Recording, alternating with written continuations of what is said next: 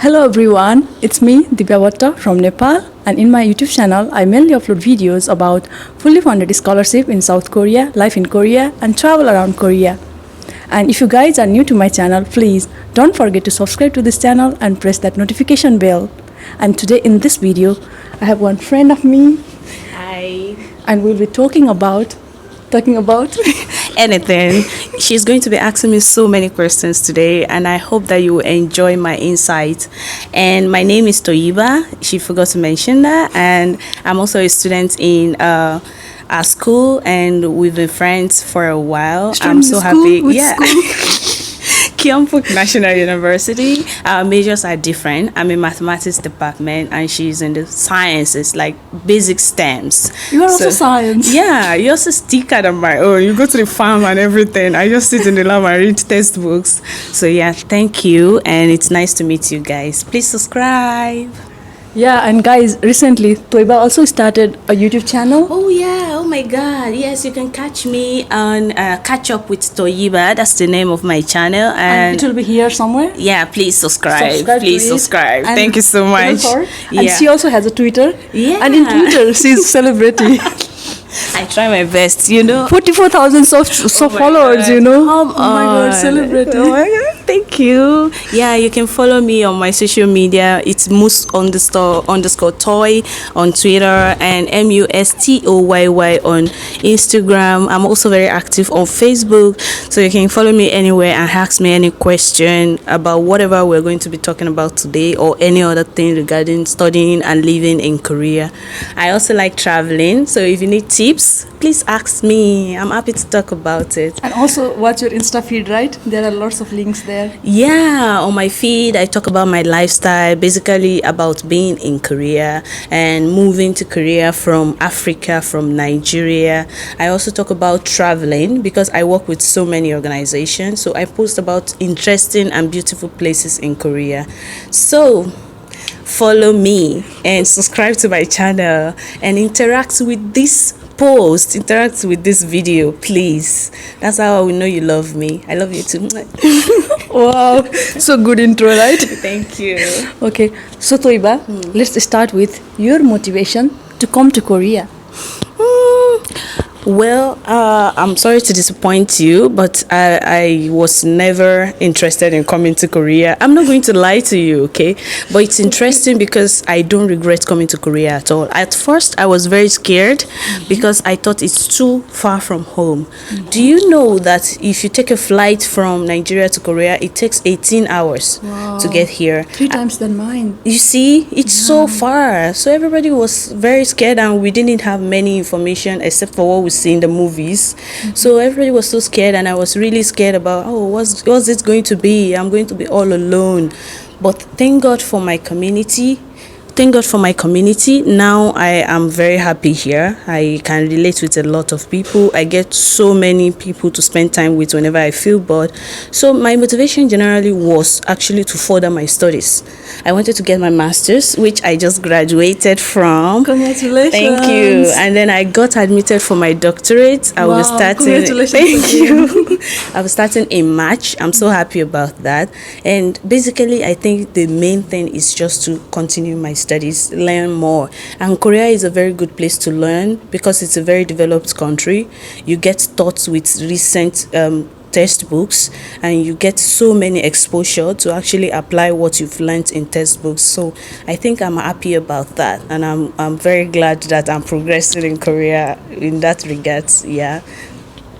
Wow, so good. You just congratulations on your graduation. Thank you and so much. I wish you best for your PhD degree too. Thank you. That's a very good wish. PhD in mathematics, I think is really so difficult, but then you are taking that courage and continuing it. So you're scaring me. No, I'm scared. You are already going through it. Okay. Thank you so much. And I appreciate that. Yeah. So you first told me that it was not your first wish to come to Korea. Yeah. So after landing in Korea, how difficult was it for you without learning the Korean language, and then about the classes? How was your experience? Oh my God, that's a very interesting question. When I first got to Korea in 2020 February, that was when Corona was starting out. Same time. Oh my God, we girl, entered I Korea. suffered because it was hard to actually go out. There were a lot of restrictions. You can't go anywhere without your face mask, first of all. And then when you go out, you need to maintain the very least contact with people. But here I am. I just got here. I want to meet people. So what was I supposed to do? It's still about meeting people. Yeah, I want to meet people. I love meeting people. And I was like, oh my God, was this a mistake? So for a few months, I was indoor. I just order food online.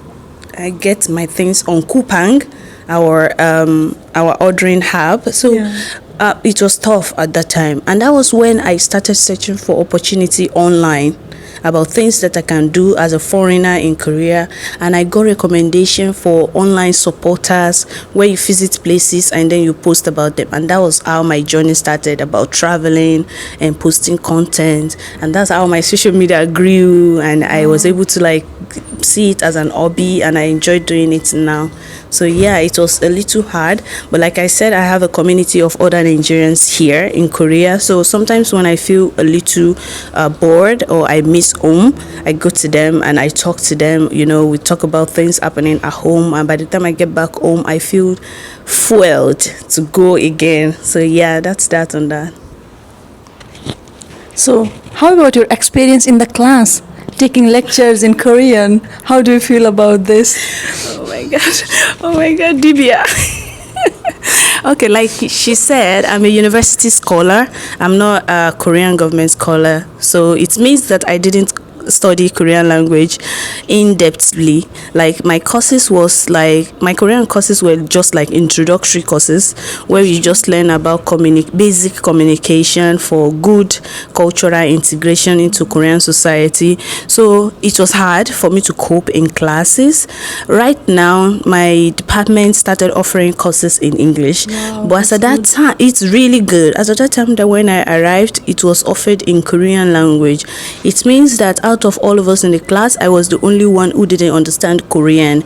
So it was hard for the professors to actually teach only in English, because there are other students who didn't really understand English, because Korean is the fundamental official language here. So I had no excuse. I was supposed to learn it. So it was difficult. So I had to spend extra time self-studying by going to YouTube, by reading my textbook on my own. But the professors, they were really, really cooperative, because when I have questions, even about what they've already talked about, I can go back to them and I can get explanation for those course content, which are really, really nice way to help students. Yeah, I survived somehow. Yeah, we survived. Yeah. Seriously, it was hard, but I'm happy that I was able to get it done. Yeah. So yeah, we would suggest that those who are willing to come to Korea, They need to seriously consider the prospect of actually learning the Korean language. Yeah. They need to learn Korean language. It's important not only for the immediate use in classes, but also for future use. I discovered that if you need to get opportunities after studying, you need to at least be able to have basic understanding of Korean language and to actually communicate or give presentation in it, because it's the official language here, so you have no excuse. Yeah, so that's it. yeah. So like in my YouTube channel, I already talk a lot about GKS scholarship. But then that's interesting. but then you are studying on a different kind of scholarship Yeah, here. yeah. So would you like It's to a explain university us? scholarship. Yeah, explain us a little about your scholarship. Okay. Not a little, detail. Okay, I'm going to talk about my journey. I think that will help clearly that's talk about true. it. Yeah, Start from the beginning, like how you the started, beginning. how you Okay, started. it's funny It's from okay, the beginning. It's okay, they will enjoy it. Okay, so what happened was that I just graduated from my university, first degree in my country, and I was serving my country. In my country, you have to serve the country for 1 year. Wow, like the military here. Yes, exactly. But ours is just 1 year, and you can be posted to anywhere in the country. Wow. It's not up to you. So you might be living in the west, and then you get posted to the south. Wow. And then we wear uniforms. So everywhere we go, when people see you in the uniform, they say, "Oh, copper." We are called corps members. So we called copper in like short term. So I was 7, and then I was on WhatsApp one day when somebody sent me a broadcast message that a professor in Kyungpook National University is looking for a female first class student to come and study with him. But I didn't get first class, I got second class upper. So the person wanted me to message at 7 a.m. Korean time.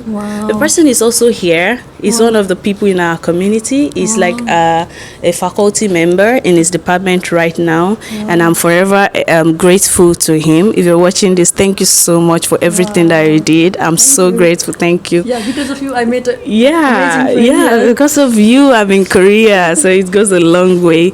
So yeah, I responded to the broadcast message. I messaged the person, and he said, "Oh, you're late because you were supposed to message me like 3 hours ago." I said, "I'm sorry. A friend just sent that message to me.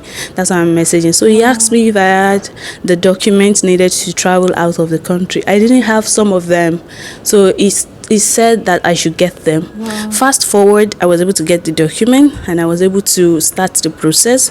So at first, he established communication with the professor and said that I was interested, and the professor checked my document.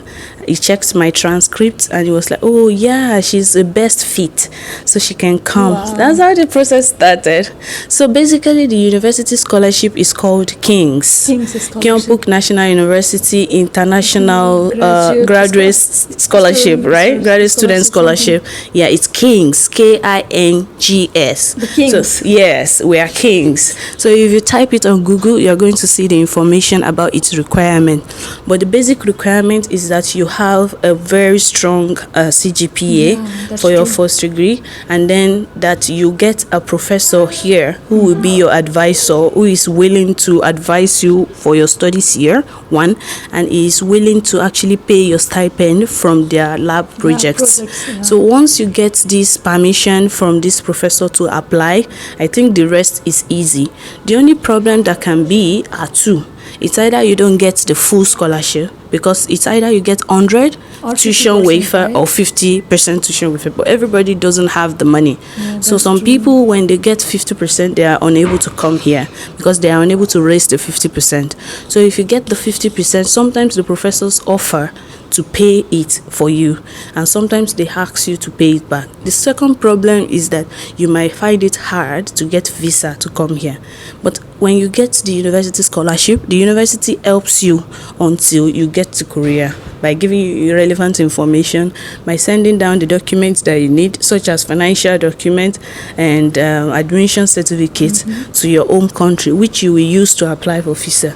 So basically, it's simple, but it's also tricky. It's complicated because there are so many variables involved. So sometimes it's not up to the professor, it's not up to you, and it's not even up to the university if you will get here.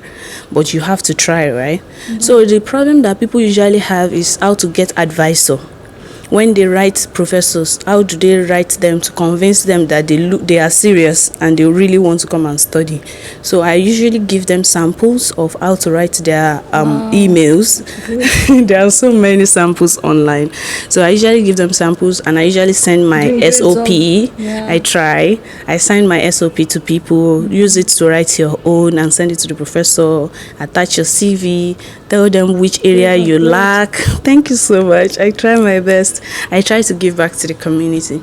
So that's that on the scholarship. I think that's the summary. But there is no payment for flight. There's no payment for accommodation. You have to be able to sustain yourself from the stipend that you get.